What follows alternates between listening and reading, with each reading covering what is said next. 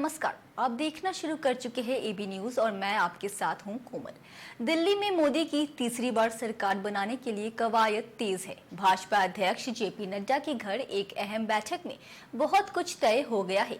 Amit Shah, BL संतोष और राजनाथ सिंह शामिल हैं। कैसे बनेगी सरकार, क्या होगा स्वरूप, सहयोगी दलों का क्या होगा, कौन कौन मंत्री बनाए जाएंगे, तमाम विषय पर एक मंथन जेपी नड्डा के निवास पर चल रहा है। लेकिन अगर आप संदर्भ बिहार का उठाते हैं तो बिहार से कौन लोग मंत्री बनेंगे, इस पर काफी माथापैची है और कहिए तो सहयोगी दलों के बीच ही एक सहमति नहीं बन पा रही है कि मंत्री किसको बनना है और किसको नहीं बनना है। और इसमें सबसे ज्यादा धर्म संकट में फंसे हुए हैं नीतीश कुमार की अपनी पार्टी के कोटे से। उनको किसको मंत्री बनाना है। 12 सांसद जीते हैं जो फॉर्मूला है। अगर 5 या 6 सांसदों पर एक होता है तो 2 मंत्री बनेंगे। अगर ये संख्या घटती है, 4 पर आती है तो 3 मंत्री बन सकते हैं। लेकिन जो लोग दिल्ली के सूत्र बताते हैं कि दिल्ली मंत्री पद ही जनता दल यूनाइटेड को दिया जाएगा, जो फॉर्मूला निकाला जा रहा है 5 पर 1 मंत्री तो होगा। क्या मंत्री बनेंगे कौन, ये चर्चा का विषय है। क्या ललन सिंह पर संजय झा भारी पड़ रहे हैं? देखिए, अगर 2 ही मंत्री बनना है तो बहुत क्लियर कट है। एक अगरा से बनना है, एक पिछड़ा से बनना है। तो जो 2 प्रमुख दावेदार है, जो नीतीश के एकदम खासम खास आज की तारीख में संजय झा और ललन सिंह, तो एक ही जाएगा। अब एक कौन जाएगा, ये सबसे बड़ा धर्म संकट है।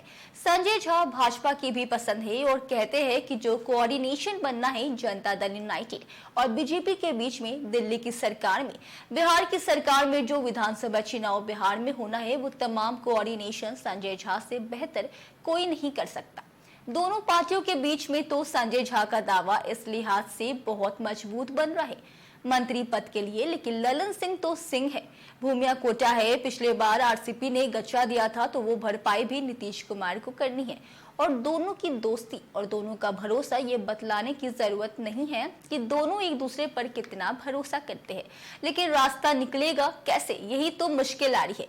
जहां तक राज्य मंत्री की बात है तो नाम तो चल ही रहा है एक सुनील कुशवाहा का, जो वाल्मीकि नगर से जीते हैं, और दूसरा रामनाथ ठाकुर का। इन दोनों में से कोई एक राज्य मंत्री बन सकते हैं तो संजय झा, ललन सिंह, रामनाथ ठाकुर और सुनील कुशवाहा, ये 4 नाम है जिसमें 2 का सिलेक्शन हो जाना है। लेकिन जो अपर कास्ट में संजय झा और ललन सिंह में वो वहां पेच फंसता है, वह नजर आ रहा है। और यही नीतीश कुमार के लिए धर्म संकट की स्थिति लाता है कि वो संजय झा को तवज्जो या ललन सिंह को तवज्जो देंगे। विधानसभा चुनाव भी बिहार में होने हैं तो वो समीकरण को भी ध्यान में रखना पड़ेगा। नीतीश कुमार को ये पशु पेश है तो रास्ता क्या निकलेगा। देखिए, जो लोग, कुछ लोग हैं जो समर्थक हैं नीतीश कुमार के, जो चाहने वाले हैं, और कई है तो जो थिंक टैंक में भी उनका यही कहना है कि हो सकता है कि जनता दल यूनाइटेड मोदी सरकार को बाहर से भी समर्थन कर सकता है। दूसरा विकल्प क्या है कि अभी जो होना है 9 तारीख को, जो संभावित तारीख है, उसमें जनता दल यूनाइटेड का कोई भी सांसद मंत्री पद की शपथ नहीं लेगा। इसका फैसला बाद में टाल दिया जाएगा कि बाद में हम लोग इसको देखेंगे।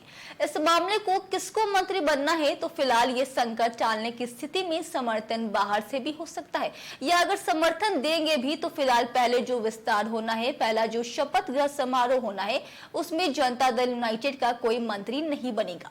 इसके अलावा जो मंत्रालय है, देखिए, रेल मंत्रालय को कहा जा रहा है कि चिराग पासवान और नीतीश कुमार आमने सामने हैं। दोनों चाहते हैं कि ये मंत्रालय मिले चिराग के पिताजी रामविलास पासवान। रेल मंत्रालय चला चुके हैं, 5 सांसद है, एक ही मंत्री पद मिलना है तो रेल मंत्री बनने की ख्वाहिश चिराग पासवान के दिल में जागी है।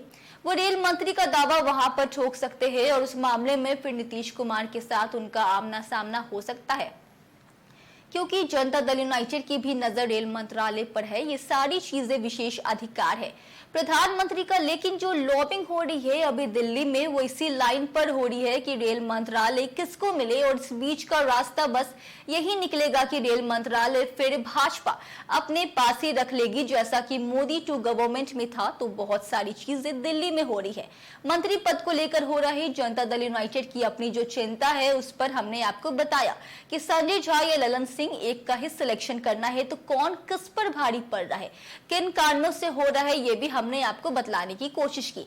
तो एक रास्ता ये निकलेगा कि बाहर से समर्थन हो, और नहीं तो समर्थन तो हो लेकिन फिलहाल जनता दल यूनाइटेड से कोई मंत्री ना बने, ये रास्ता भी निकलेगा।